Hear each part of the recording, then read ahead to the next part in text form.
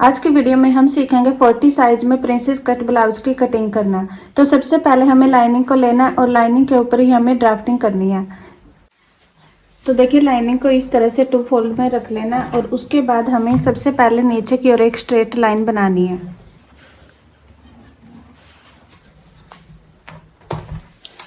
इसी लाइन पर measurement tape को रखते हुए 2 इंच पर निशान लगाएंगे। ये हमारा मार्जिन रहेगा नीचे से फोल्ड करने के लिए। उसके बाद यहाँ से हमें लेंथ के लिए निशान लगाना है। तो जो हमारी टोटल लेंथ रेडी रहेगी वो है 15 इंच।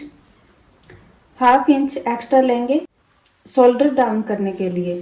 तो इस तरह से हमें सभी पॉइंट पर स्ट्रेट लाइन बनानी है। सबसे पहले हमें यहाँ पर निशान लगाना है शोल्डर का। तो जो हमारा फुल शोल्डर रहेगा वो है 13 इंच। 13 का हाफ करते हुए हमें यहाँ पर लेना, जितना भी हमारा फुल शोल्डर होता है उसका हमें हाफ लेना होता है। तो यहाँ पर जो मेरा फुल शोल्डर है वो है 13 इंच। हाफ करते हुए 6.5 इंच पर मार्क करेंगे। उसके बाद आर्म होल के लिए निशान लगाएंगे। तो आर्म होल हम लेंगे 7 इंच। जो हमने शोल्डर यहाँ पर लिया था सेम यहाँ पर निशान लगाएंगे 6.5 इंच पर। दोनों पॉइंट को मिलाते हुए स्ट्रेट लाइन बना लेनी है।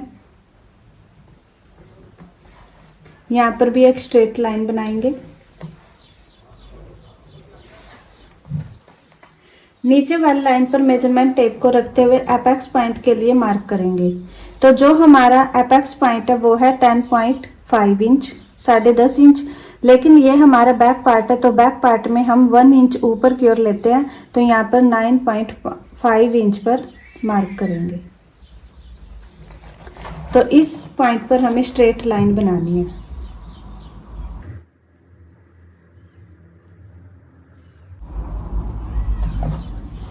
उसके बाद हमें इस लाइन पर बस्ट साइज लेना। जितना भी हमारा बस्ट साइज रहेगा उसका हमें 4th पार्ट लेना। तो जो हमारा बस्ट साइज है वो है 40 इंच।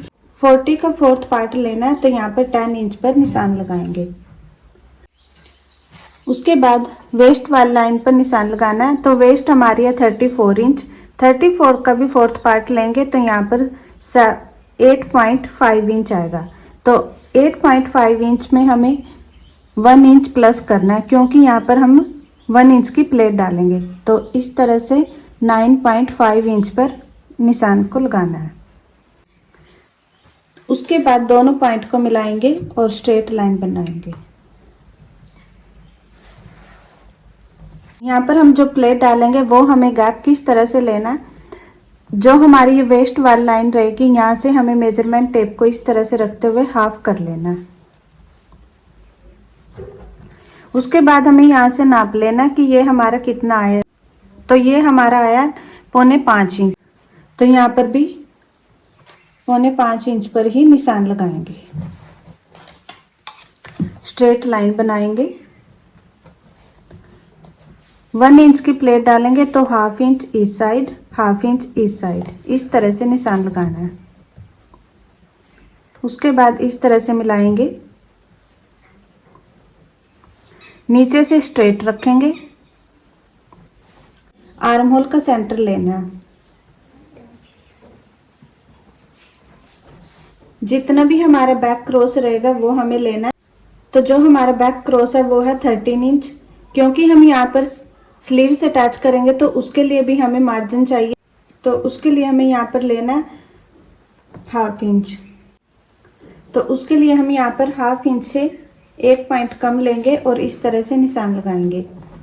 उसके बाद इस तरह से तिरछे में एक लाइन बनाएंगे। आर्म होल स्केल को लेंगे और राउंड शेप देंगे।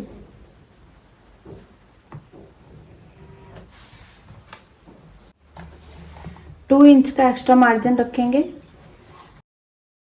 यहाँ पर आप 1.5 इंच या फिर 2 इंच तक ले सकते हैं। मैंने यहाँ पर 2 इंच मार्जिन लिया।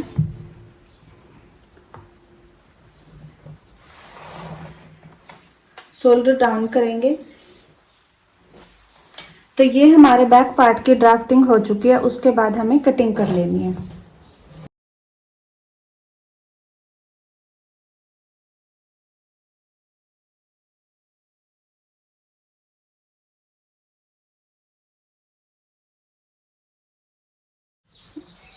तो देखिए यहाँ पर कट का निशान लगाएंगे, यहाँ पर भी कट का निशान लगाना है और जहाँ पर हमें प्लेट डालनी है यहाँ पर भी कट का निशान लगाना है इस तरह से।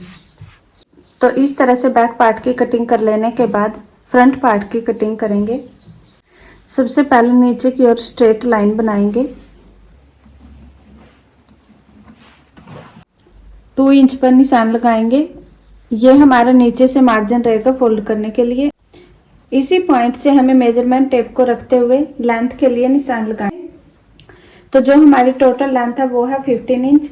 बैक पार्ट हमने जब कटिंग किया था तो हमने यहाँ पर 15 इंच लिया था, लेकिन ये हमारा फ्रंट पार्ट है। फ्रंट पार्ट में हमें हमेशा 1 इंच एक्स्ट्रा लेना होता है, क्योंकि फ्रंट पार्ट हमारा जो होता है वो कर्व में होता है इस तरह से। तो इस तरह से हमारा जो वो ऊपर की ओर फैब्रिक चला जाता है, जिससे हमारा बैक पार्ट छोटा हो जाता है।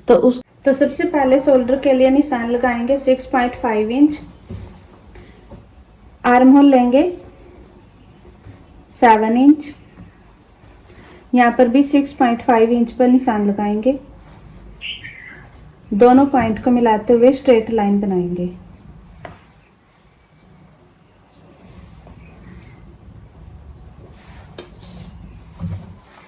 नीचे वाली लाइन पर मेजरमेंट टेप को रखते हुए एपेक्स पॉइंट के लिए निशान लगाना है। तो 10.5 इंच पर निशान लगाएंगे और उसके बाद यहाँ पर भी एक स्ट्रेट लाइन बनाएंगे।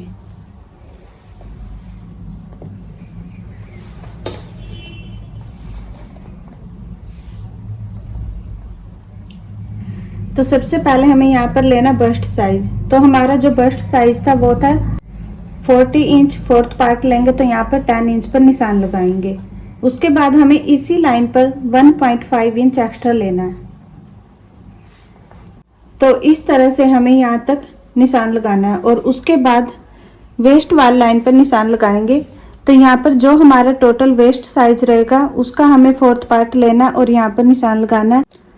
34 हमारा वेस्ट साइज रहेगा और फोर्थ पार्ट लेंगे तो 8.5 इंच पर निशान लगाएंगे। उसके बाद हमें इसी लाइन पर 2.75 इंच यानी कि 3.25 इंच एक्स्ट्रा लेना है। तो इस तरह से हमें वेस्ट वाली लाइन पर भी निशान को लगाना। यहाँ पर हर साइज में हमें 3.25 इंच लेना और यहाँ पर 1.5 इंच लेना। तो यहाँ तक इस तरह से निशान लगा लेने के बाद इस लाइन को मिलाते हुए स्ट्रेट लाइन बनाएंगे।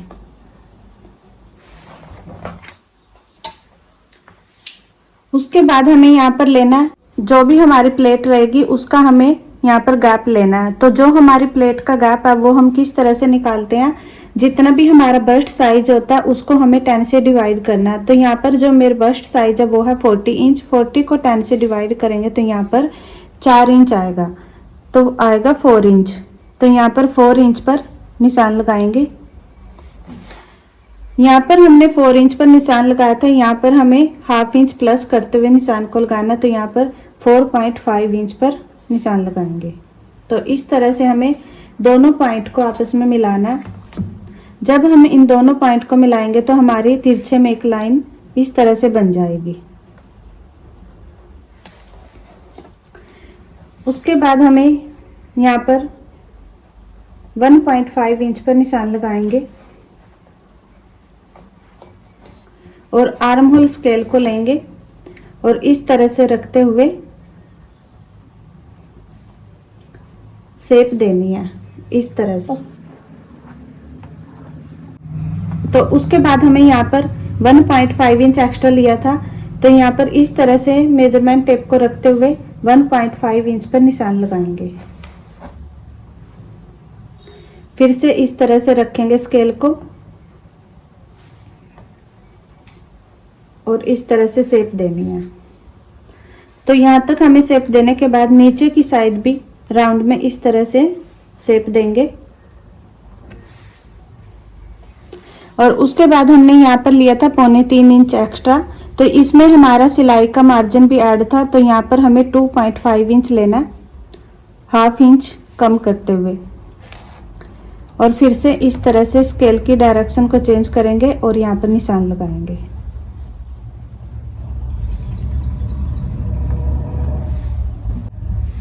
तो जो हमारा ये एक्स्ट्रा मार्जिन है इसको हमें निकाल देना है।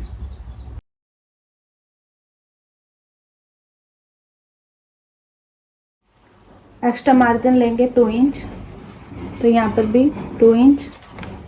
दोनों पॉइंट को मिलाते हुए स्ट्रेट लाइन इस तरह से बना लेनी है। शोल्डर डाउन करेंगे। तो यहाँ तक हमें ड्राफ्टिंग कर लेने के बाद कटिंग करनी है। आर्म होल की कटिंग हम बाद में करेंगे, तो सबसे पहले हमें यहाँ पर इस तरह से कटिंग कर लेनी है।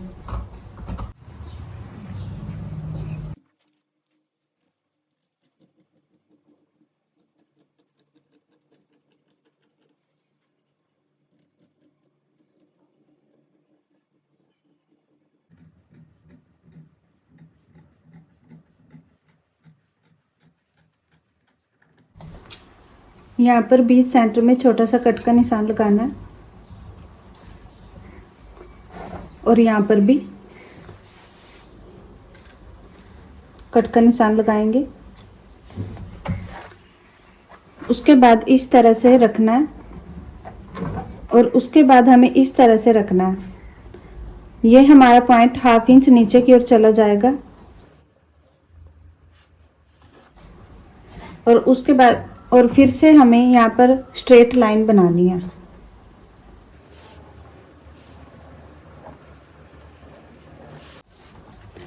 यहाँ पर हमने 6.5 इंच लिया था, तो यहाँ पर भी हमें 6.5 इंच पर निशान लगाना। फिर से इस तरह से आर्म होल स्केल को लेना और इस तरह से राउंड शेप देनी है।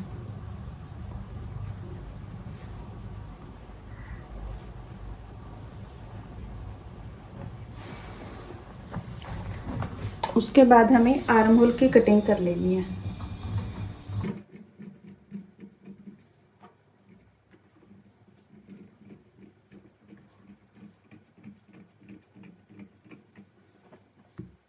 तो इस तरह से हमारी जो लाइनिंग के ऊपर प्रिंसेस कट ब्लाउज की कटिंग हो चुकी है। तो उसके बाद हम मेन फैब्रिक पर लाइनिंग को रखेंगे और कटिंग कर लेंगे।